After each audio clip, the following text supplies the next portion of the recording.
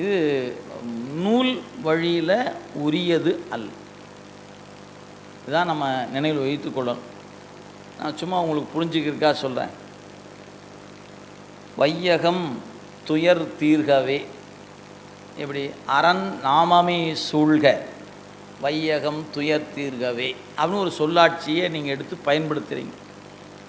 உங்களுக்கு பிடிச்ச வாசகன்னு வச்சுக்கோங்க. எங்கே போனாலும் சொல்லிகிட்டே இருக்கீங்க. யாராவது சொன்னால் இது யாருங்க, நம்மளும் தான் சொல்லிட முடியுமா என்ன? சொல்லக்கூடாது. திருஞான சம்பந்தர் திருவாக்குங்க இது. எம்பிரான் திருஞான சம்பந்தர் அருளியது அப்படின்னு சொன்னீங்கன்னா தான் நீங்கள் அந்த நெறியில் இருந்து சொல்கிறீங்கன்னு அர்த்தம். எல்லாம் நம்மளும் தான் அப்படின்னா நீங்கள் சொல்கிறத ஒருத்தன் எழுதி வச்சு இதுபோல தான் அவர் சொன்னார்னு எழுதுனான்னா இன்னொருத்தன் எழுதுவான் இது திருஞான சம்பந்த தேவாரத்தில் 3ஆம் திருமுறையில் வாழ்க அந்தன் என்ற பதிகத்தில் இந்த வரி இருக்கிறது, இது எப்படி அவருடைய சொல்லாக ஆகும், இவ்வாறு சொல்வது தவறல்லவா, இது பிழை அப்படின்னு நாளைக்கு கொண்டாந்து ஒருத்தர் நிறுத்துவான். அப்போ என்ன ஆகும்? இவர் சொன்னவர் தான் யார் சொன்னதுன்னு கேட்டால் நான் சொன்னேன்ல சொன்னார், அவர் பார்த்தீங்களா ஐயா ஏமாற்றி போட்டார்.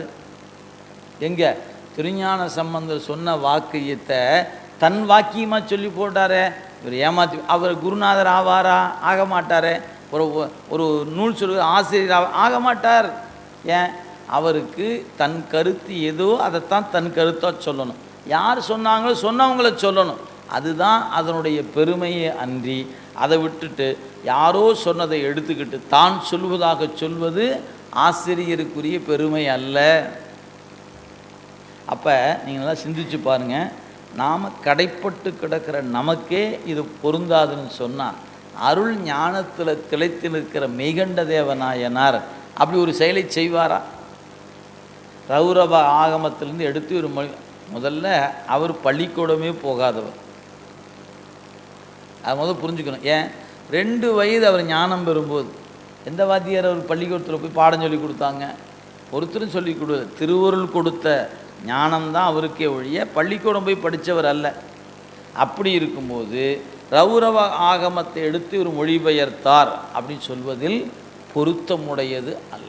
எனவே நாம் என்ன கருத்தில் வைத்து கொள்ளணும்னா சிவஞான போதம் தனித்தமிழ் நூலே, அது மொழிபெயர்ப்பு நூல் அல்ல. அதுக்கு 1000 காரணம் சொல்கிறாங்க. வெவ்வேறு வகை காரணங்கள்.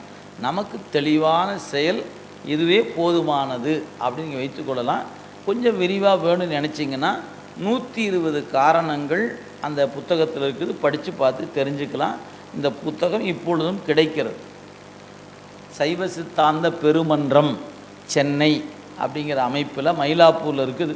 அந்த புத்தகம் இப்பவும் கிடைக்குது. வேண்டுகிறவங்க வாங்கி படித்து பார்த்துக்கலாம்.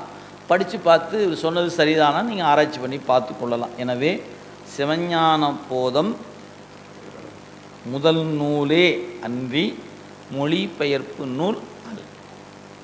இதுக்கு மேலே ஒரு காரணம் உங்களுக்கு ஆழமாக சொல்லணும்னா சிவஞான இப்போ இந்த கருத்து எப்படி வந்துச்சு அப்படின்னு கேட்டிங்கன்னா சிவஞான முனிவர் இந்த மாபாடியம் என்கிற பேர் உரை இதுக்கு செய்கிறார்.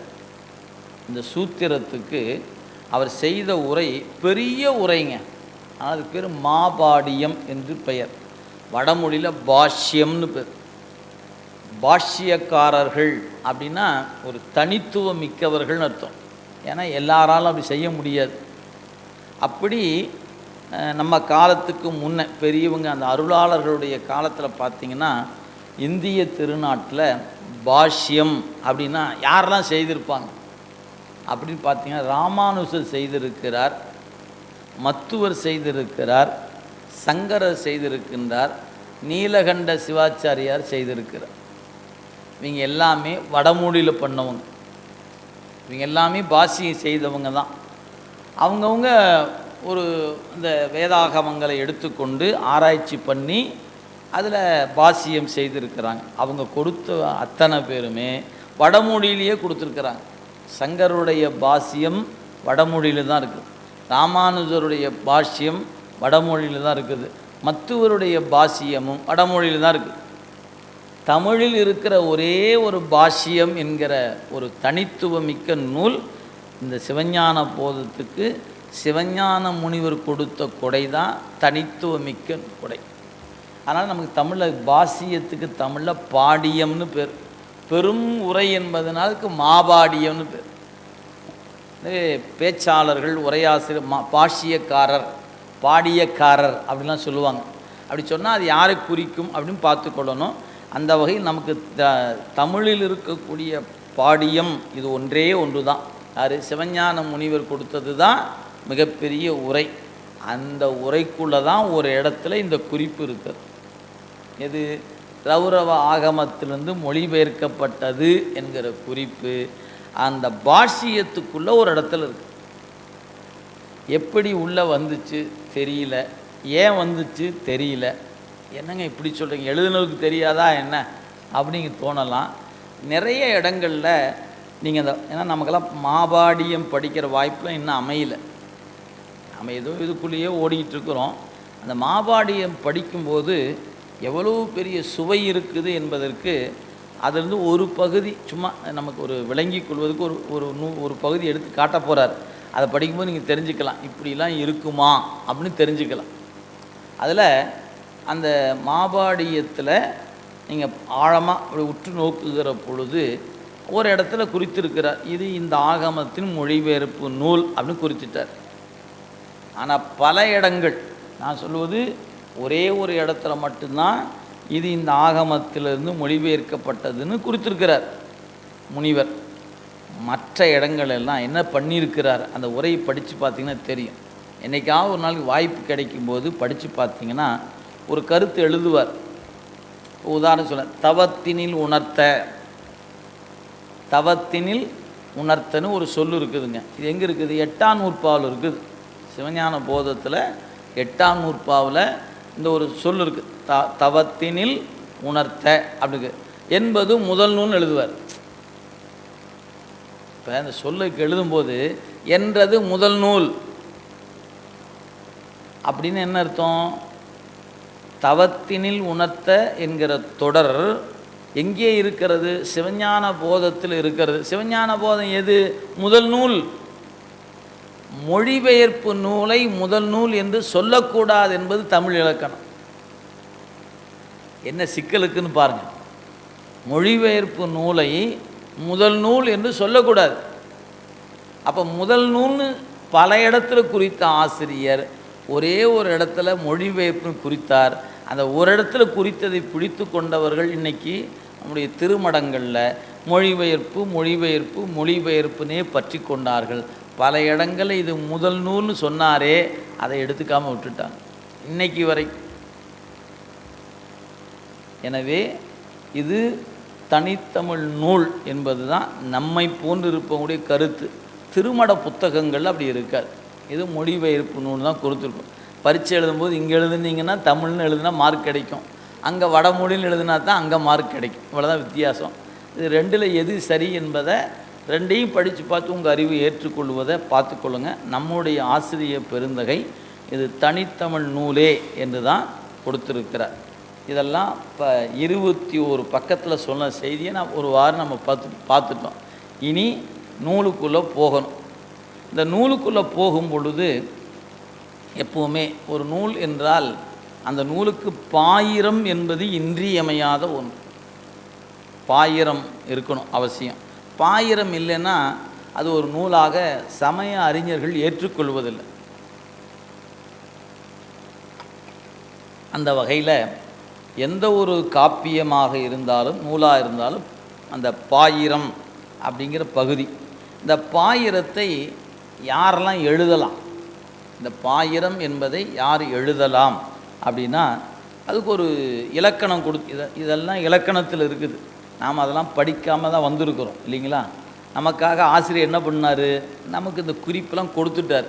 24வது பக்கம் பாருங்கள். இப்போ புத்தகத்தில் 24வது பக்கத்தில் பாயிரம் அப்படிங்கிறதுக்கு ஒரு குறிப்பு தரார். 3வது பத்தி பாருங்கள். பாயிரம் பொது சிறப்பு என இருவகைப்படும். பாயிரம் பொது சிறப்பு என இருவகைப்படும். இது சிறப்பு பாயிரம்.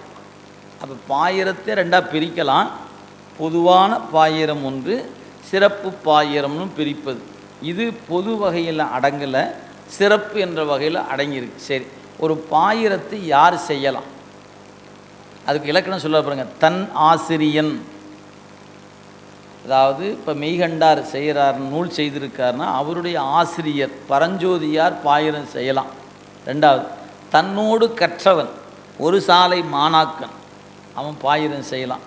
மூணாவது, தன் மாணாக்கன், இப்போ தனக்கு மேல் தன் ஆசிரியன், தன்னோடு உடன் பயின்றவன், தன்னுடைய மாணவன், 3 பேரும் பாயிரம் பண்ணலாம். நான்காவதாக, நீங்கள் செய்கிற நூலுக்கு யார் உரை எழுதுகிறார்களோ அந்த உரையாசிரியன் பாயிரம் செய்யலாம். எனவே ஒரு நூலுக்கு பாயிரம் 4 வகைக்குள்ளே தான் அடங்கணும். ஒன்று, அவர் அந்த நூலாசிரியரின் ஆசிரியராக இருக்கணும், அல்லது அவரோடு உடன் பயின்றவராக இருக்கணும், அல்லது அவருடைய மாணாக்கராக இருக்கணும், அல்லது அவருடைய நூலுக்கு உரை செய்தவராக இருக்கணும். அந்த வகையில் இங்கே காணப்படுகிற இந்த பாயிரம் அப்படிங்கிற இந்த பகுதி நமக்கு இங்கே அமையப்பெற்றிருக்கிறது. அப்போ இது யாராக இருக்கும் அப்படின்னு கேட்டால், அப்போ இந்த 4க்குள்ளே அடங்கி பார்த்துன்னு வச்சுக்கலேன். பரஞ்சோதியார் பண்ணலை. அப்போ யார்? அவரோடு உடன்பயின்ற மாணாக்கர் ஒருத்தரும் இல்லை, அவர் தான் ஞானம் பெற்றிருந்தார், அவருடைய மாணாக்கர் தான் பண்ணியிருக்கணும். அந்த வகையில் அருணந்தி சிவாச்சாரியார் தான் இந்த பாயிரத்தை செய்திருக்கக்கூடும் என்பது கருத்து. சரி, இப்போ 22ஆம் பக்கத்துக்கு வந்துடுங்க. இந்த பாயிரம்னா என்னங்கிறதுக்கு விளக்கத்தை மட்டும்தான் அங்கே பார்த்தோம். அந்த பாயிரத்துக்குள்ளே என்ன இருக்கணும் அப்படிங்கிறத அதுலேயே கீழே கொடுத்துருக்கிறாரு. அது நீங்கள் விரிவாக பார்த்துக்கொள்ளலாம். அதெல்லாம் வச்சுக்கொண்டு அப்படியே பெரிய புராணம் எடுத்தீங்கன்னா விளங்கிடும். இந்த பாயிரம்ங்கிற பகுதியை இங்கே ஆசிரியர் தந்திருக்கிறத எடுத்துக்கிட்டிங்கன்னா அப்படியே பெரிய புராணம், திருக்குறள் இதோடு ஒப்பீடு பண்ணிங்கன்னா உங்களுக்கு அந்த கருத்து விளங்கி கொள்ள முடியும். பார்த்திங்கன்னா அந்த குறிப்புகளை கொடுத்துருக்கிறார். ஒரு பாயிரத்தில் என்ன இருக்கணும்? 8 வகையான கருப்பொருள்கள் இருக்க வேண்டும் அப்படின்னு கொடுத்துருக்கிறார். நம்ம கூடுதலாக பார்க்கணும்னு நினச்சா அதை பார்த்துட்டு கூட நீங்கள் வந்துக்கலாம். இங்கே பாருங்கள், அப்படியே அந்த 24ஆம் பக்கத்தில் கீழே அந்த பதிவன் இவ்வாறு உரையாசிரியாக 4 ஒருவர் சிறப்பு பாயிரம் செய்தற்கு உரியர். சிவஞான போதத்துக்கு முதலில் உரை செய்த பாண்டி பெருமாள் இச்சிறப்பு பாயிரம் அருணந்தி சிவத்தால் செய்யப்பெற்றது என்பார். அவருடைய கருத்து அப்படின்னு முடிச்சுட்டாங்க. அடுத்து, இந்த பாயிரத்தில் என்ன இருக்கணும்? ஆக்கியோன் பெயர். ஒரு நூல்னால் அந்த நூலை செய்தவர் யாருன்னு அந்த குறிப்பு இருக்கணும். அதில் ஆறு மெய்கண்ட தேவர். சரி, இந்த நூல் எதிலிருந்து வந்தது? நந்தி முனிகணத்து அருளி அளித்த, அதாவது நந்தியம்பெருமான் உபதேசம் செய்ய அவருடைய மாணவரின் மாணவர் மாணவரின் மாணவர் என்று அந்த பரம்பரையில் வந்தது தான் இந்த ஞான நூல். எனவே நந்தி முனி தனக்கு அளித்த என்றதுனால் மரபு சொல்லப்பட்டது. எல்லை இந்த நூலுக்கு யாருக்கு அப்படின்னு கேட்டால், தமிழ் கூறுகிற நிலைமை இதற்கான எல்லை. பாருங்கள், வெண்ணை சுவேதவனன் என்றதனால் தமிழ் வழங்கும் நிலைமே எல்லை. அடுத்து நூற்பெயர். இந்த நூலுக்கு என்ன பேர்? சிவஞான போதம்னு பேர். இது யாப்பு என்ற வகையில் இந்நூல் கேட்கும் இயல்பு தான் யாப்பு அமைவு. நுதலிய பொருள் முப்பொருள் உண்மையை சொல்லுகிறது. கேட்பவர் யார்? திருமுறை பயின்று தீக்கை பெற்று சிவஞானம் உணர்ந்தோர். பயன் என்ன? முப்பொருளை அறிந்து ஞான நெறி நின்று வீடு அடைதலே நூலினுடைய பயன். அப்படி இந்த 10ஐயும் இங்கே சொல்லப்பட்டது 8 சொல்லியிருக்கிறார். இந்த 8ஐயும் கொண்டு அங்கே பெரிய புராணத்தை வச்சிங்கன்னா அங்கே இதுக்கான விளக்கத்தை நீங்கள் அங்கேயும் பார்த்துக்கொள்ள முடியும். சரி, சிறப்பு பாயிரத்தில் அப்படி என்னங்க சொல்லியிருக்கிறார்?